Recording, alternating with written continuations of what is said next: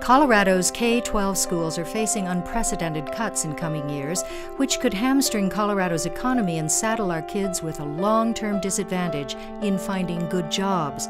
Let's take a look at where we are and how we got here. There are basically two parts to the state budget. There's the part we can't mess with, which consists of spending required by the state constitution and federal laws, and the much smaller part of the budget which can be put on the chopping block. Nearly all of this piece is from something called the general fund. Much of the general fund is also restricted by the state constitution and federal law, leaving less than a quarter that is considered flexible. But even this flexible part is already being used to pay for things like K-12 education, public parks, public safety, higher education, protections for clean air and water, and health care for the elderly and disabled.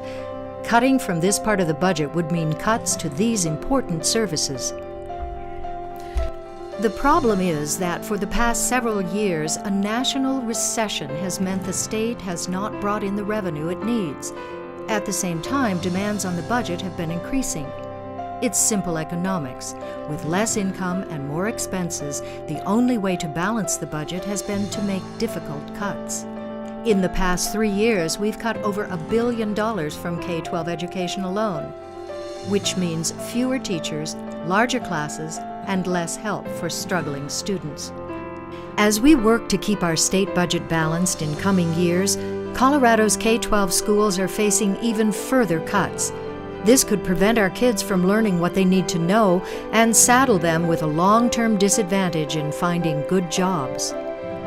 To participate in the ongoing discussion about Colorado's future, visit coloradocommits.com.